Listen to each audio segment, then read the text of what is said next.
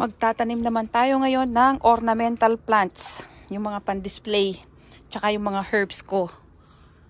Yan, schedule ko ngayon yung mga herbs ko. Tsaka yung ornamental plants. Umpisahan na natin. Dun sa mga nakapanood ng video ko, kung saan namili ako ng mga halaman. Ayan, pinakita ko doon kung gaano kamahal yung mga halamang pang-display. Pwede akong wag nang bumili ng papira-pirasong ganyan. May nabibili kang nakapaso na. Plastic pa nga yung paso eh. Tapos, may mga iba-ibang halaman na dyan. Kaya lang mahal yung mga yon. $55 ang pinakamura. That means 2,200 pesos. Plus tax pa yon.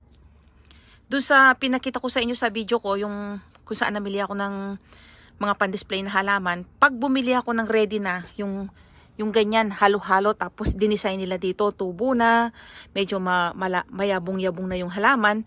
Yung mga yon mahal. $55 ang pinakamura. That is 2,200 pesos. Ngayon, kung bibilihin ko may tax pa, almost 3,000 pesos sa pera natin, yung isang paso. Yung paso ng plastic lang ha. Ngayon, since meron naman ako mga pasong ganito, na binili ko lang ng $10 dahil nga on sale siya, second hand, mas matipid kung bibili na lang ako. So, isipin mo, kaysa magbayad ako ng 2,200 hanggang 4,000, almost 4,000 pesos. O may git na 3,000 pesos kada paso na dinesign. Ako na lang magdi-design. Kung nakita nyo yung iminura niya, ito. Isipin nyo ito, $5 lang to. 200 pesos. Ito, 6 na piraso na yan. $5. Ibig sabihin, 200 pesos lang. So, 200 plus 200, tsaka 200 pesos uli. Gagastos lang ako ng almost 2,000 pesos. Makakagawa na ako ng, mga 5 paso na may mga design na. Ganyan karami yung magagawa ko. Na kung bibilhin ko yon ng tingi-tingi na nakadesign na, aabot ako ng mga 10,000 pesos sa pera natin hanggang 12,000. Eh kung ako lang magdi-design, 2,000 pesos lang. Ayan. Plus yung lupa, yun nga, mga 2,400, ganyan. So malaki yung matitipid ko. So ako na yung nagdi-design, ako na yung nagtatanim, ako na lang ang bibili ng halaman. Mas makakatipid ka at mas convenient. Tapos may i-design ko pa siya dun sa gusto kong i-design.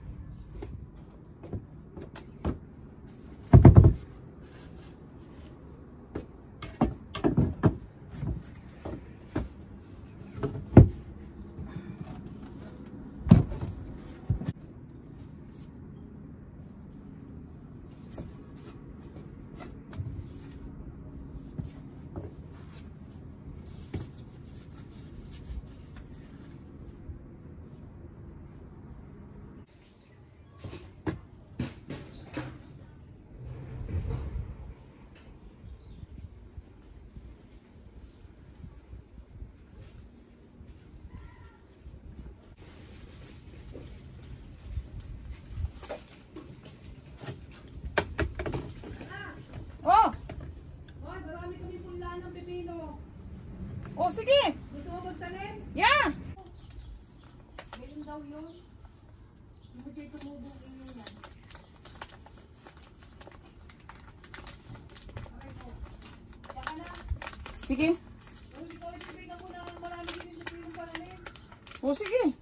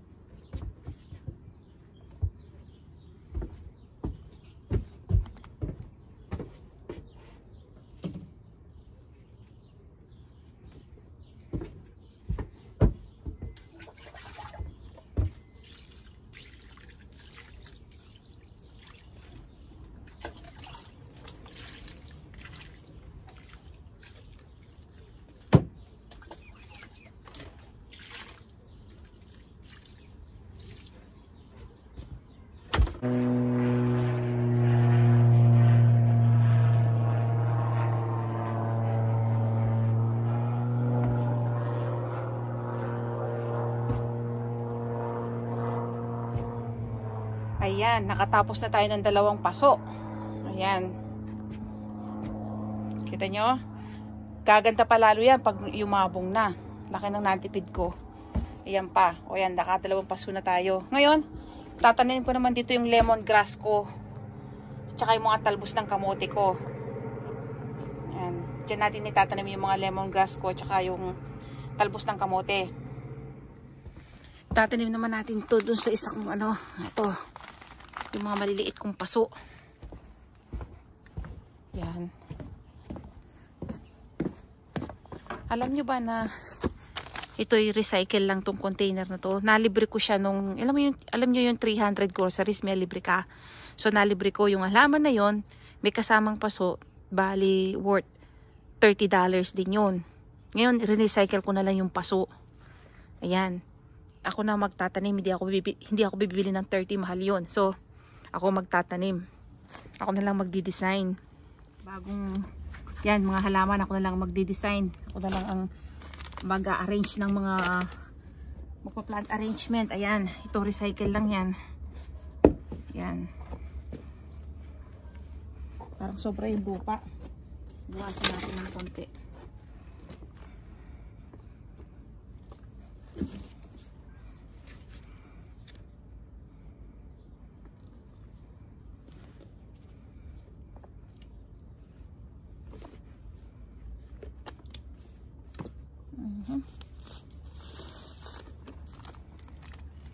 Ayan. So, 6 na piraso to.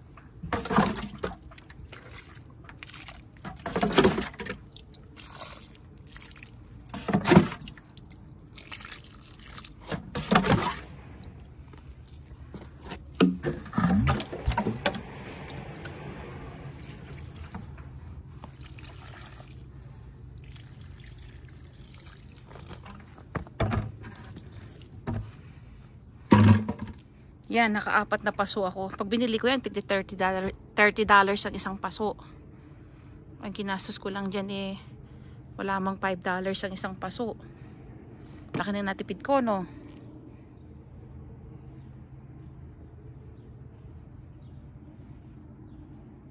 Binati ng anak ko yung halaman ko, yung katatanim ko lang. Sabi niya, ano ba daw tong kahoy na to? Random lang daw na kahoy. Sabi ko, oo, pinulot ko lang yan sa likod ng bahay natin, kako. Yung pinupulot ko yan pag nagpipishing kami, kako. Pang balag. Pang gulay to dati. Ngayon, dinisign ko dito. Sabi niya, creative ka pala, ma'am. Sabi niya, ayan. Nga naman, no? May design nga naman, no? Pinulot ko lang yan sa mga kakahuyan. Ganda, no? Pag yumabong pa to, lalong maganda yan. Pag gumapang na yan. Ito pa yung isa. Kung nagustuhan nyo ang aking video, huwag nyong kalimutang mag-like at mag-subscribe.